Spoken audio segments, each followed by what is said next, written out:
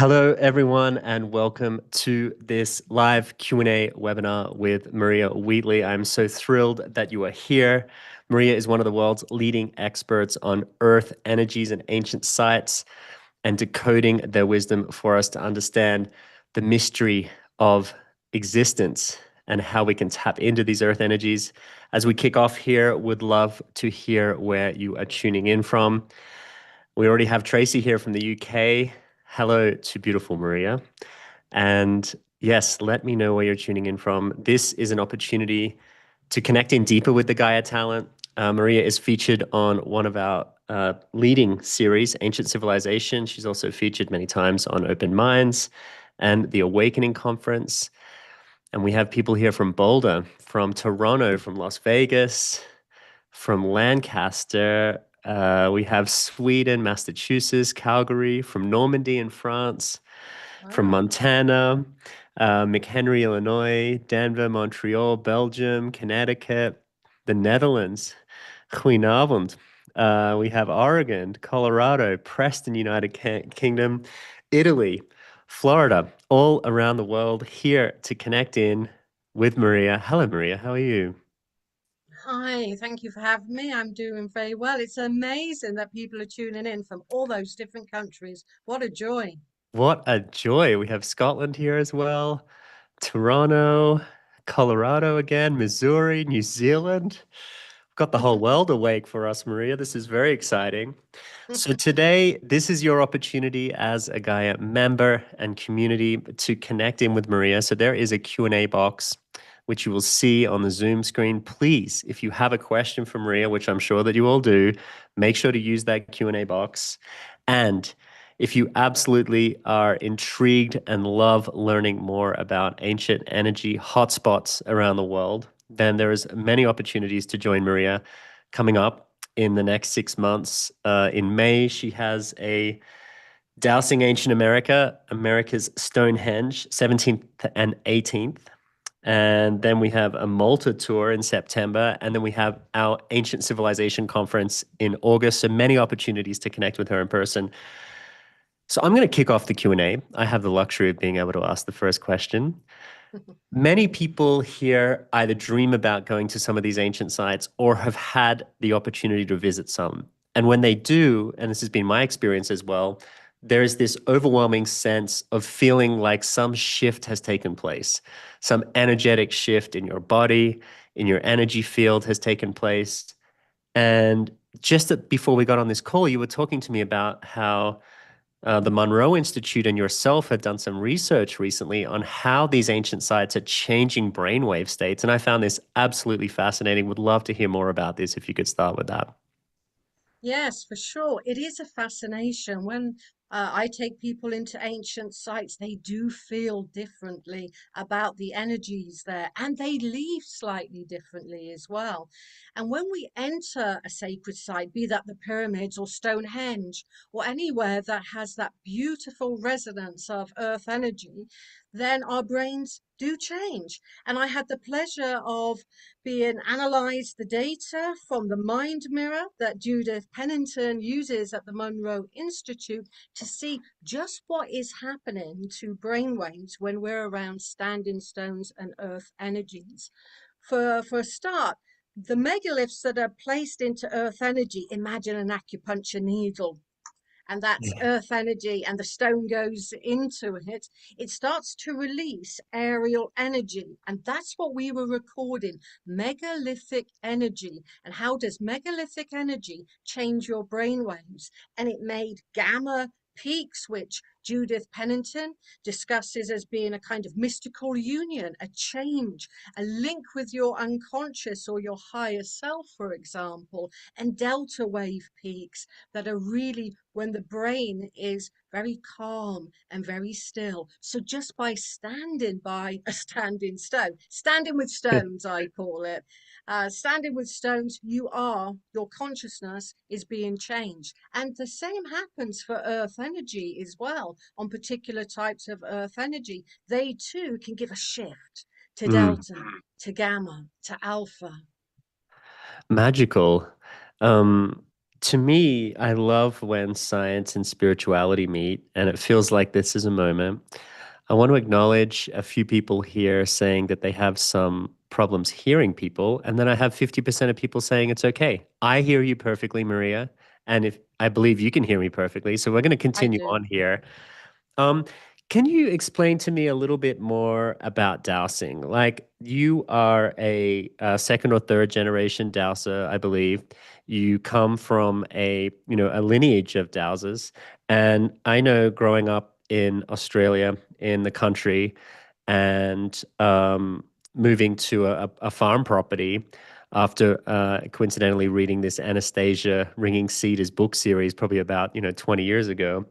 Um, it's a process that's used to find water and often to find water and different wells and places to dig a water well.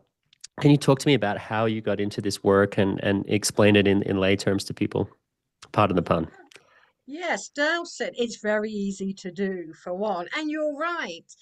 We can be used for water divining with your good old-fashioned sticks, like a Mm, hazel stick or a whitethorn stick. So it really reacts to water. But dowsing can also be used to find different types of earth energy and different types of water. For example, 25 years ago, I coined the phrase yin water.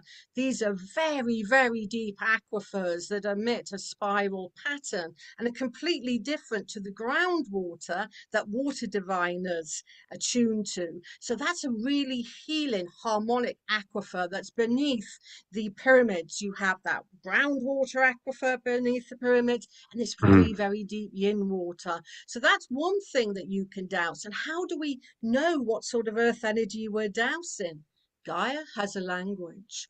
Gaia has a metaphysical language in patterns. So a spiral will mean something. Some wavy lines will mean something. And by identifying through dowsing these different kind of symbols of Gaia, we can interpret the land upon which we live. And I'm not talking, James, just about Stonehenge or Egypt. I'm talking about your own homes. Have you got Mm. positive earth energy in your own homes? So we can utilize the wisdom of the past and bring it into our office space, our healing spaces, and our homes. Our everyday lives can be lived in harmony with Gaia's energies. So powerful. And do you believe that intuitively people feel this at times when you go to a certain place on the earth or a certain area and you're like, this just feels like it has a special energy, something is going on here? And does that align with the work that you do when you douse these areas? Are you able to sort of confirm some of those feelings? Oh, absolutely. We are intuitive beings that live on the earth. And most people know good earth energy and bad earth energy. And then when we're above bad earth energy, which is called geopathic stress, Mm, toxic mm, earth energy, our bodies behave in a particular way. But yes, we do feel better around these power points that release these wonderful frequencies and color of energy, because a lot of people think about ley lines and earth energies as being kind of two-dimensional. They're rising out of the ground with color ablaze. So they're not just like a line, they have all different colors associated with them as well. And if we could see that, imagine standing by a stone again, standing with stones with Maria again, and you're up against that stone, you're in a blaze of rainbow color mm. and you're around sounds that you can't hear. So it all seems just like you're by literally a stone or a pyramid. There's lots going on beneath the ground and above the ground that we can sense. And you're right, James, you can sense it. Mm. I think this speaks to this idea, and I'm certain that many people have seen this graph or this horizontal bar where our perception of visible light, auditory sound, etc., is this tiny slither, but the field is enormous, and so there's all these invisible energies that we cannot sense with our six senses, let's say, but we can feel them, and that feels very true to me. You mentioned this word geopathic stress, and I find that an interesting term. I know that more and more people are interested in neutralizing some of the energies from electromagnetic frequencies, electromagnetic radiation. It's been a topic that I've been personally very interested in for over a decade now, and was very intrigued by research that came out of Scandinavia, where they banned kindergartens and old people's homes from within 500 meters of cell phone towers. And it struck me as an interesting sort of regulatory move that acknowledged somewhat the stress or damage that these invisible energies could be having on people and humans. And also, in our marketplace, we have the tours and events, but we have some, physical products that are, that are life changing for people. We really focus on things that can make a positive difference. And one of the best selling products, automatically without any promotion, are the grounding sheets. So when you think about geopathic stress, how do you as a dowser sort of think about these alternate effects that are happening that are extraneous, that are coming from, electromagnetic frequencies, cell phone towers, Wi-Fi, etc.? Is that something that you can pick up when you're doing this work? Oh, absolutely. That's the first port of call if you're healing somebody's home or office space, which you can do remotely or physically. We look for the good and the bad in effect. So you are looking for grid systems that can carry those signals even more. So imagine your cell tower. And then it's on a particular grid system, you've got a double whammy in effect. Mm, It's going to carry that energy even more. And that's what we can negate in people's homes and make it very safe for them. And also, we have good and bad earth energies. So, in somebody's home, 9 times out of 10, you're going to have a good type of earth energy, a female earth current or a male earth current, or a small power point, for example. And these can be utilized. They expand the auric field, mm, whereas all electrical devices, even our cell phones, that mhm, we have start to shrink the aura. And that can be easily determined with dowsing. And even just by standing on the ground, as we know, good mm. old fashioned grounding can help now ground upon earth energy. And you're double ground. You're literally Love pulling that. in that energy to the earth, and the earth is interacting with you. If we respond to nature, such as earth energies, nature responds to us. It Mm. creates a relationship. And that's really where my dowsing goes, to create these relationship with these wondrous earth energy patterns to enhance our health. I love that. And have this quote that lives rent free in my head from one of the first interviews I did for my first documentary, Food Matters, with David Wolfett. And he said, it will be Stone Age technology that will transform the world. And Absolutely. and here we are talking about it today, 2 decades later. So I want to go to some of the Q&A here and acknowledge that this event is for the Gaia community to connect with you, Maria. Absolutely. So John here writes, a great deal of religious structures, ancient and modern, create this feeling. I assume he's talking about this transformative feeling. Is this due to their being built on such sites? So I think you spoke about, just to sort of paraphrase his question, the ancient megalithic sites having these energetic ley lines, but then we have these more, not so much modern, but potentially Renaissance period, etc. Mm. Churches and so forth built on these sites. They're also leveraging these energies, correct? Absolutely, they just changed what's called the design canon. For example, in the Neolithic and the Bronze Age, people were looking for the high priest, the shamans, they were looking for circular earth energies. And those circular earth energies were the template, what we call the design canon, to place the standing stones above. In Christian times, really after the time of the Knights Templar and during that time, they were looking for a different design canon. They were looking for earth currents or ley lines that form a cross in the landscape. Imagine a crossing point of two lines or two earth currents. That's called the geocross. It's Mm, sacred to Christianity. So in various different times, they were looking for various different earth energy patterns that would imbue their church. For example, you're talking John was talking about churches. If a female earth current runs the axis line of a church, it's always dedicated to a female, like Mother Mary, Mm. Saint Margaret. If you have a male current going through, well, guess what? It's going to be dedicated to a male saint, Michael, Saint George. So it's the earth energy that decreed the gender name of the saint, of the placement. So there again, we see Christianity weaving in these ancient ways of attuning to the land.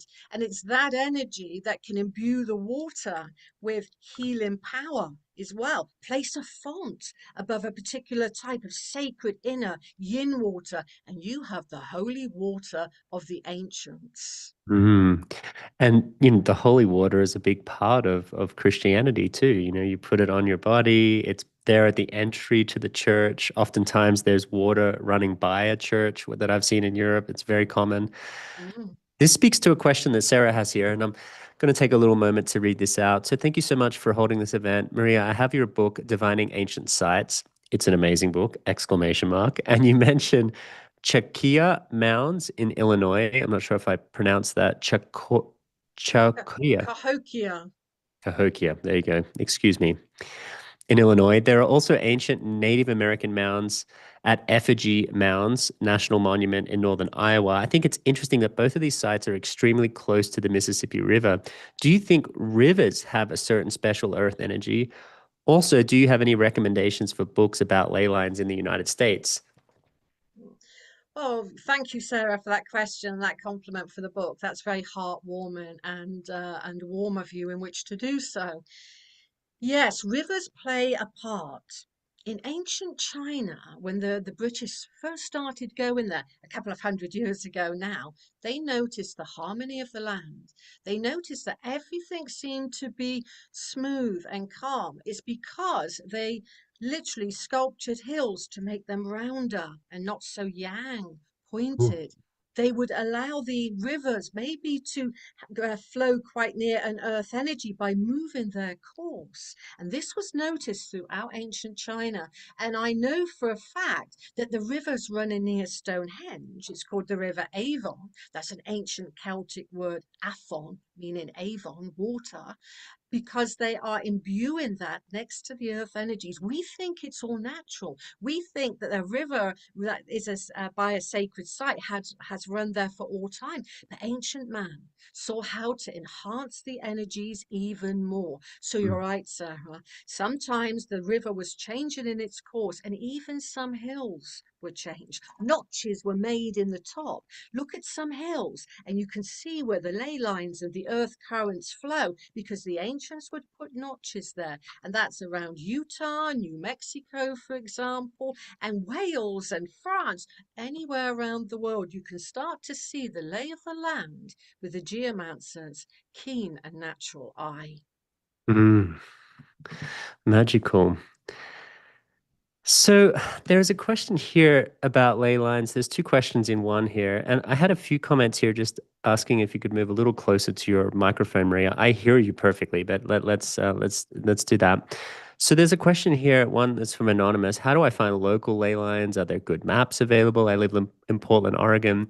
And then Victoria writes, what can you tell me about the energy vortex at Mount Shasta in Northern California? And to layer on top of that question with my own sort of observation is I was in Peru last Thanksgiving, and our guide there, Jorge Luis Delgado, who's doing some tours on Marketplace as well, um, of Peru and Bolivia, was talking about a ley line that started at Lake Titicaca and runs all the way up to Mount Shasta. And he was It's not mentioning this to me. Sorry? So That's continue. not a lay. That's Okay. not a lay. That was discovered in 1969 by Robert Kuhn. And Uh, Robert Kuhn was a visionary, and it's certainly not a lay. What he's seeing from Lake Titicaca up to yeah. Mount Shasta, and then it goes round the world. It's a huge earth current. Uh-huh. It's a combination of a female earth current and a male earth current. The one that goes through Shasta, for example, is called the plumed serpent. serpent. And the one that goes through Glastonbury that Robert Kuhn discovered is called the rainbow serpent. And they Mm, flow worldwide. And they are very wide currents of force. And what Robert Kuhn did to that system is he linked them to gateways and chakras. And Mount Shasta, for example, is one of the chakras that represent the base chakra mm, to rise up the energy there to much higher levels. I think sometimes in the communities, they mistake earth energies and earth currents because we have what's called ley systems. Okay. Now, that's a ley system that we're discussing with those two currents that flow around the world. If you imagine you've got a ley line, I'm using my pen here. I hope everybody can mhm, hear me. And you imagine now that a female earth current is entwining it and a mm. male current is entwining it, like the symbol of the caduceus, a strand of DNA. That's a ley system. And that's what we're looking at there.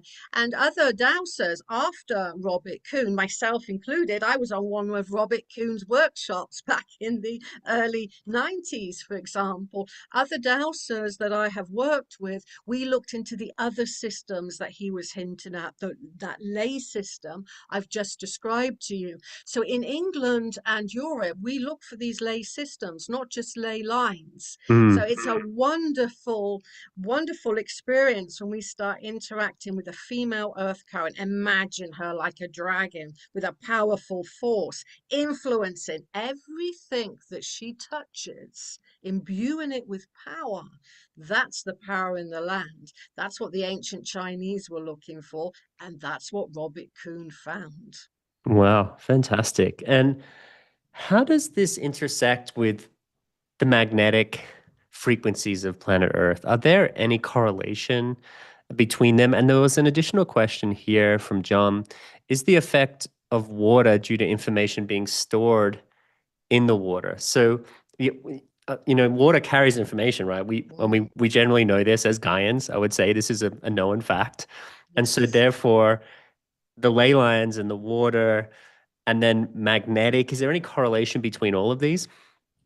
Absolutely. And thank you, John, because that's what I've been saying for 25 years. Above very, very deep yin water, it has a stronger electromagnetic field than just groundwater. Groundwater is water that's fallen from the sky and filled up the aquifers, the underground streams. We're going deeper, deeper into the womb of Gaia.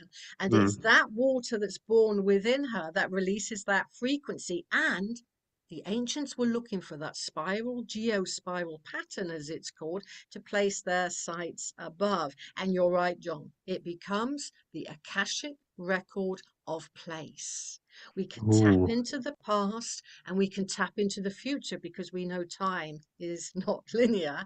It contains the past, the present, and the future. And what are we? We have body water as well. We're kind of sacks of water, if I may say so, and dare to do so. Because when we stand above these ancient spiral patterns, we can attune to the past, like you hinted at, John, well done, and also transform our own energies because in our body water contains emotional pain. We don't just keep it in our brains, we keep it in our body water. So a lot of my workshops at ancient sites are to do with cleansing our body water, cleansing ourselves inside out. And that has a profound effect on how we feel and how our emotions influence us in the future because they have been healed in the power of place. And for Maria's, it doesn't get any better than being healed in the power of place above Gaia's most potent and powerful energies. These are a gift from Gaia. I love that. I mean, it makes me want to revisit some of these sites again and bathe in their energies a little deeper. So I have some comments here of people reacting to this thread right now. Andrea writes, interesting. Tracy White writes, just like the water at Abydos in Egypt. Mm, Danielle writes, water carries consciousness. This is Veda Austin's work. And I was very attracted to Callum Coates's work, Living Energies, a book where he was talking about Victor Schauberger's work, which is just the yes. work and there's the mystery of water. I mean, Mm, even just from a structure perspective, it's the only substance that expands when you heat it and cool it from 0 degrees Celsius. It's so mystical and Wow. it falls upwards against gravity during springs. I mean, and it carries energy. There are a lot of Absolutely. people asking some very practical questions now. Sure. Pete writes, how does one learn how to douse? And then there's an anonymous question here. How can we get our own dowsing rods? And how do we know that they're good quality? So how would you respond to this? The dowsing rod question, because that's the fundamental part of dowsing, getting some really good dowsing rods. For me, I use copper dowsing rods because copper is a great conductor. We use it in our homes for electricity, but more than that, the more symbolic side of copper is that in ancient Europe, people used to go to Cyprus, where the goddess Aphrodite, Venus, rose out of the ground as a goddess, and her name means copper. Cyprus means copper, and it's dedicated to the goddess Venus. So I feel to contact Gaia's earth energies, to use the goddess metal of Venus is very, very potent. I use dowsing rods that have sleeves on them, for example. They are also copper, so my hands aren't influencing the rods. You see, because they're in sleeves. Because at Mm. times it's been told to me, "You've made them move." Yeah, I go, no, uh, they're independent. So yes, a good set. They need to be quite weighty if you're doing outside work because you don't want wind buffering. Yeah, so you don't Mm. want flimsy rods. And I personally don't like steel rods because they're man-made metal Mm. compared to the natural resources within the Earth Mother herself. I feel is much easier and better and natural to use. I love that. So Kitty and Pamela write a few questions here just around the practicality of finding some of these energy centers. Pamela writes, are there any world maps of Earth energy lines that are accessible, which you feel are well researched? And Kitty writes, can you talk about the Curry and Hartman lines? Okay. First of all, it's very difficult to have everything mapped worldwide. Why, Maria? That seems such a simple thing because a lot of the ancient sites are no longer there. So you might actually be living above an ancient Indian mound, a healing point. You see what I mean? So to map everything out is an impossibility. But what makes it easy, I'm going to make it really easy for you guys, is if you're at the near center of any ancient site, you're in the shadow of the pyramids, as Agatha Christie once called it, then you're going to be above that healing inner waters that we've been talking about. Most sacred sites are. Okay, they have other energies going on, but that's your first port of call. So you can Mm. find those energies there, and to use dowsing to find some of the energies, it's actually quite easy. All you need is a few top tips, the three principles of dowsing, which is information dowsing. That's simply asking a question. Is there a ley line flowing through my home? Hmm. Yes. No, the rods will react to that. Then directional dowsing, and I give a lot of tuition online, and I'm going to be preparing some excellent dowsing courses for Gaia Hmm. TV that have unprecedented information in there that is going to make it exceptionally easy for you. Now, just imagine you've got a yes for your is there a ley line in my house? Then you hold your rod like this, just one rod, they're always brought in two, and then you say, show me the direction of the ley in my house, and your rod will waver like this, then point to a Mm. direction, and then you just follow it till it goes found. That's the principles of dowsing, and the way I teach it makes it very, very accessible. Hartman and Curry lines. I haven't forgotten your question either, so I'm going to address that now. Well, clearly you're quite knowledgeable about dowsable earth energies. The Hartman grid was discovered in the 1950s by Dr. Ernest Hartman, hence the name. In Europe and England and parts of North America, they're roughly a meter by 2 meters rather by 2.5 meters. Now, the Hartman grid isn't necessarily a negative grid. It only becomes charged and a little bit jarring. Imagine a grid, invisible grid, doing that, only around thunderstorms or a huge geological event like a volcano. So the Hartmann grid is quite benign. Dr. Ernest Hartmann said it was probably generated by the ionosphere. Mhm. The Curry grid. What's that? The Curry grid is a grid that runs northwest to southeast, whereas the Hartmann grid goes north, south, east, west. The Curry grid is kind of on its side, flowing from the northwest. It occurs every 3.5 meters across most of North America and Europe, for example. But where the lines cross, if you get a positive line crossing with a positive line, that can induce some very negative responses to the body, like the cells won't be behaving properly, and it's said to be a carcinogenic line. Where the negative line crosses with the negative line, that can induce inflammation. So depending on the polarity, that's positive or negative, of the Curry grid will influence your health. But that's geopathic stress. Mm. If you grind your teeth, that's a symptom of geopathic stress. You avoid a place in your bed by waking up at an odd angle.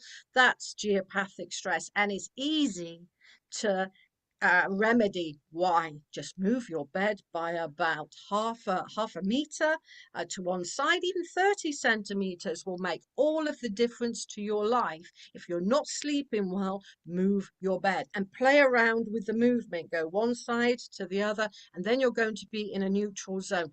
What fascinates me about the Curry and the Hartmann grid, it was discovered by physicians, doctors, MDs. And in the 1970s and the 1980s, Dr. Kathy Batchelor did a survey on 11,000 homes, schools, and how even women give birth in hospitals. And they discovered, the doctors, that underground water, yang water, not the healing spiral yin water, is also very carcinogenic, as well as the Curry grid. So we're in safe hands. When we look back to the 1950s up until the 1970s, it was doctors doing dowsing. It was doctors telling us where in our homes to avoid, by avoiding geopathic stress in the form of the Curry grid and underground yang water, groundwater.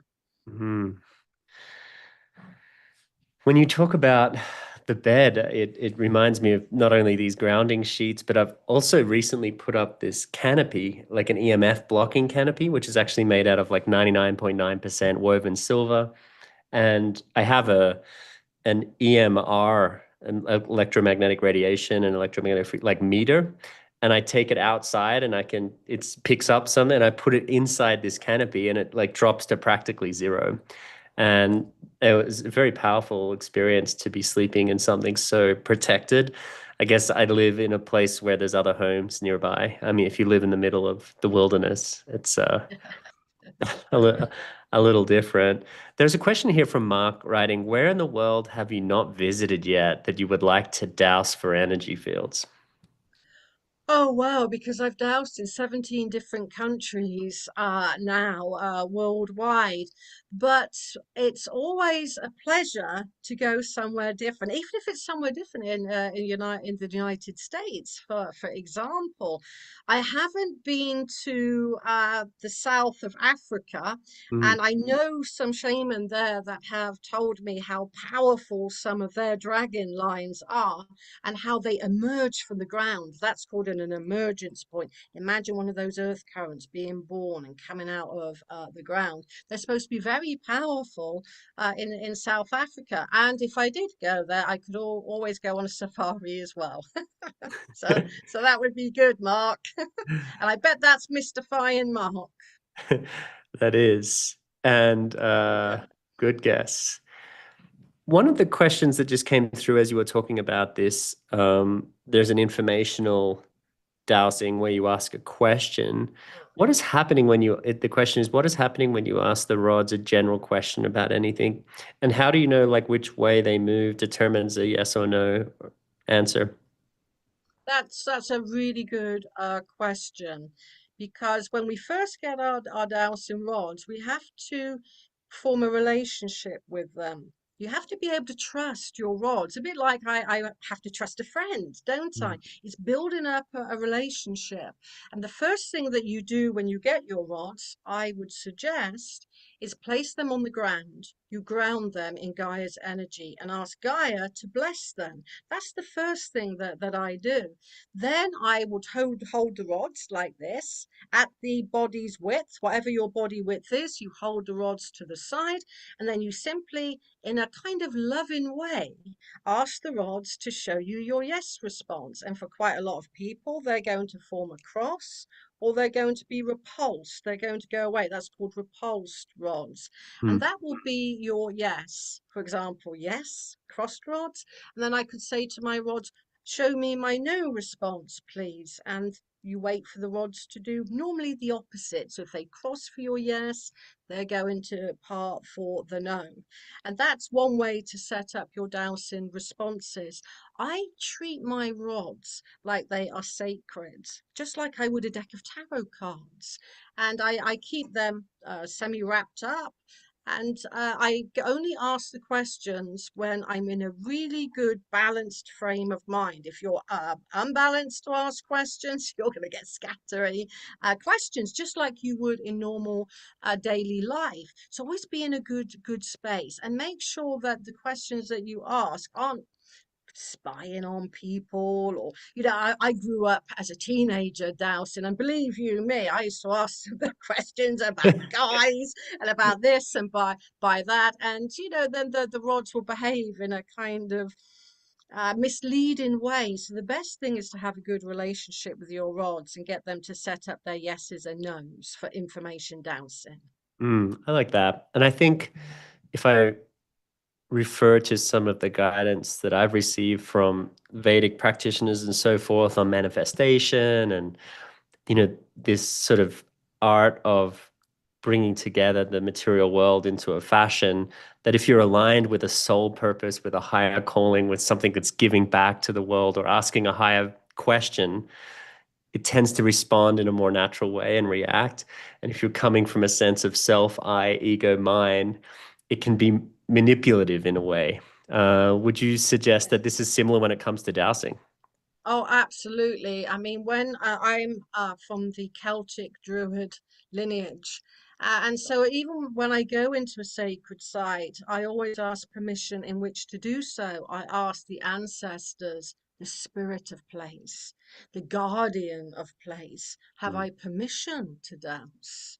I don't just take it upon myself. I'm at the Great Pyramid. I want to decode it of all of its energies. The guardian must tell me, and the guardian there is very Anubis-like. You don't want to mess with Anubis.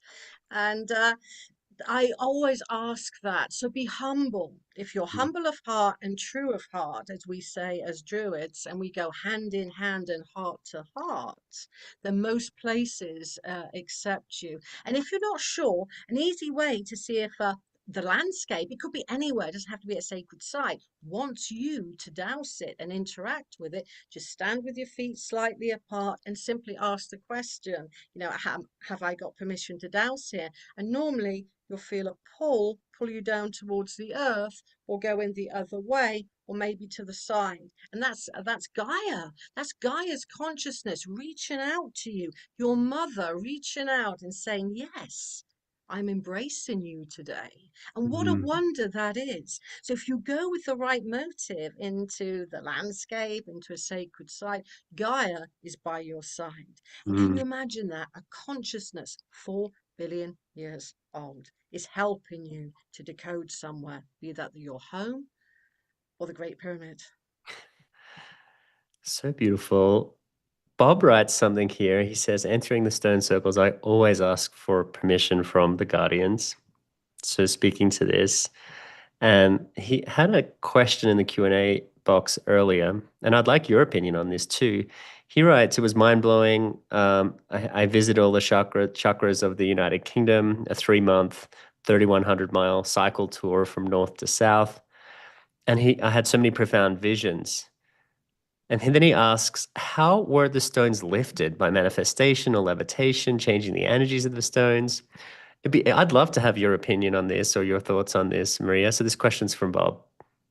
Okay, Bob. Well, thank you for that, and what a wonderful journey that you have been on in the United Kingdom. I embrace that.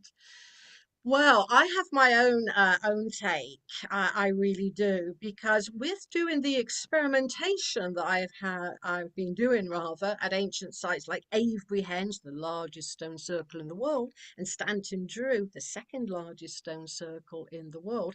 I have noticed that those earth currents I was talking about, the ones that go to Shasta, for Mhm. example, they are always present leading in to the sites. Like a pathway, if you will. And when I've measured those Hertzian frequencies, for example, they tend to be at their center around 25 hertz. Now, if ancient man and woman, shan't just say ancient man, if ancient man and women could manipulate that sound, and I think they could, I think they could really hear different frequencies, and I'll mention that in a moment why I think that, and they could manipulate that to 25 kilohertz, you've got the frequency of levitation. Not levitation that is going to massively lift something, sky high, but it will lift something and make it appear lighter, for instance. Now, there's a point on the stone that we did some experimentation with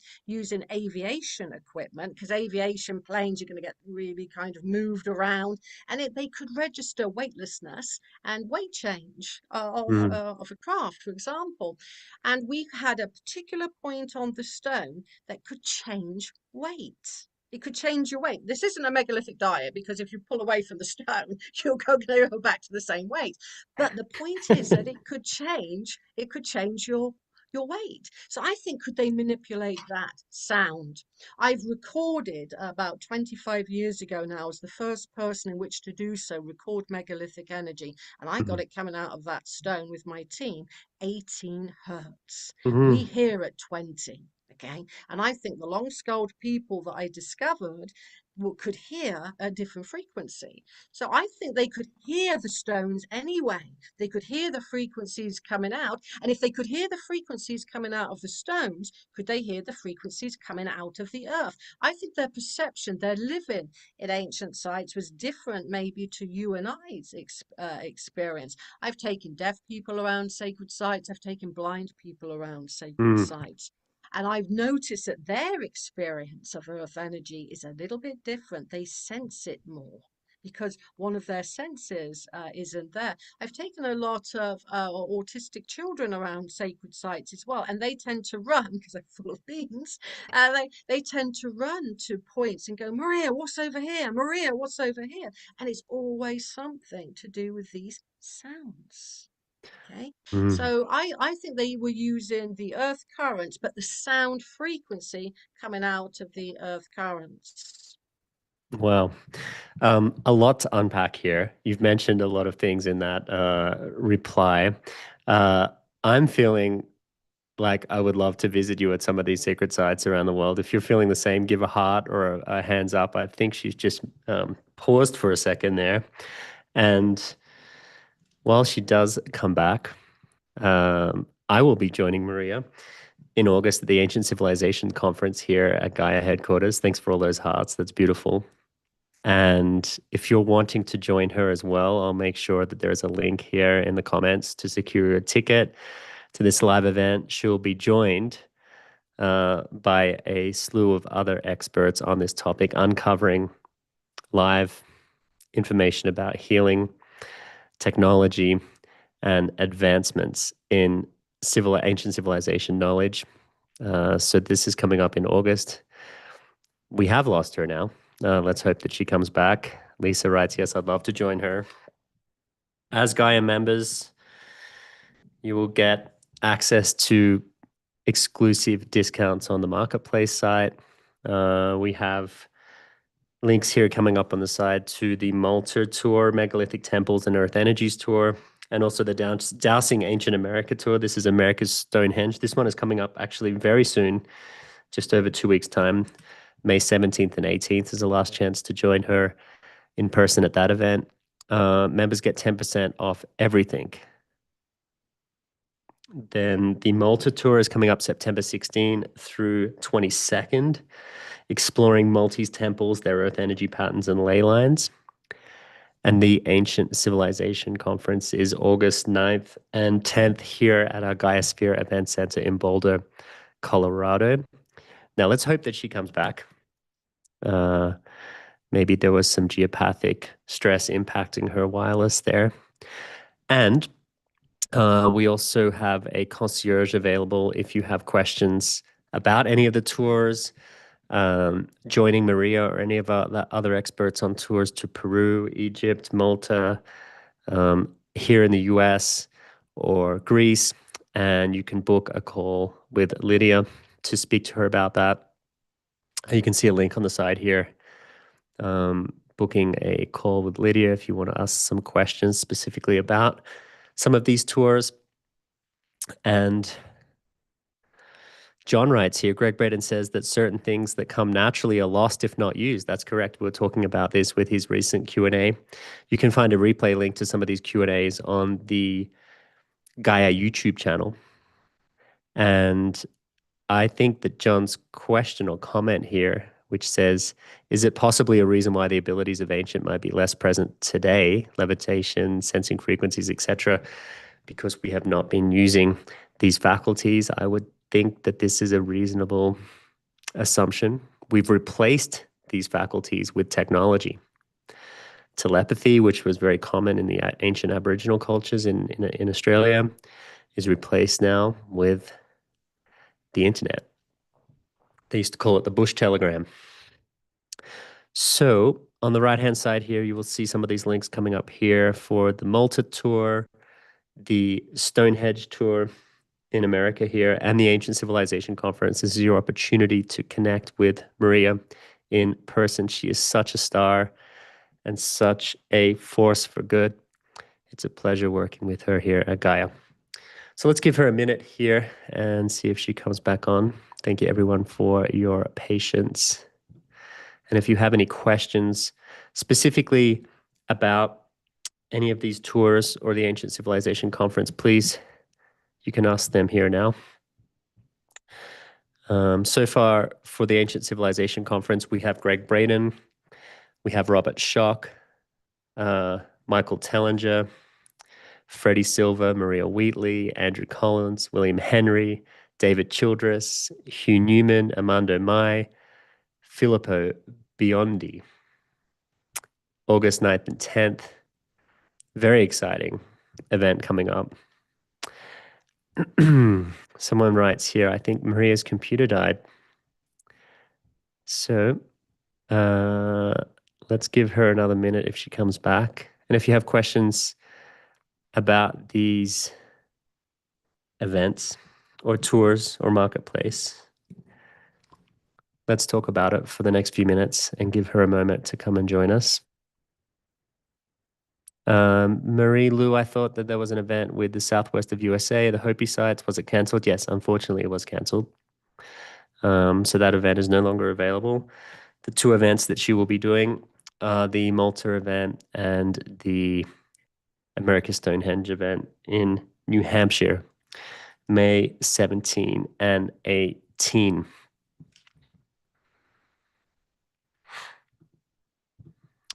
This is not the first time that we've had some technical difficulties with these live Q&As. Thank you for your feedback, Grace. I appreciate it. This is for you, our Gaia members, connecting as a community together and also with our talent.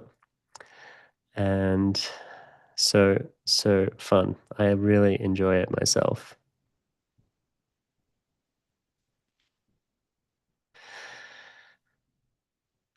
Okay, we're coming to a wrap here. I think this might be her not coming back. Again, if you have any questions about these upcoming events, please post them here. And there's a link here that you'll see on the side. Lydia is posting it. And you can find out more about these tours and book a call with Lydia if you'd like to know more in details and know more details. And thank you, thank you, thank you. I'm going to wrap this up here. Thank you so much for your presence, for your patience, for your time, and for your attention. It is the most important spiritual currency. And here at Gaia, we are dedicated to helping you raise your frequency, your vibration to higher states of love, compassion, empathy, oneness, and unity. And thank you to our lovely Maria for all of her knowledge and sharing her insights with us about dowsing, and also for contributing to some of these live events where you get the opportunity to experience these real earth energies with her in person. Again, the Malta tour and the Stonehenge tour are available on the Gaia Marketplace site, where members get an exclusive 10% discount. You'll need to be logged in order to be able to access that discount. And additionally, the Ancient Civilization Conference. Thank you, everyone, for your time. Stay tuned for more upcoming Q&As. I hope you have a beautiful day and look forward to seeing you again soon.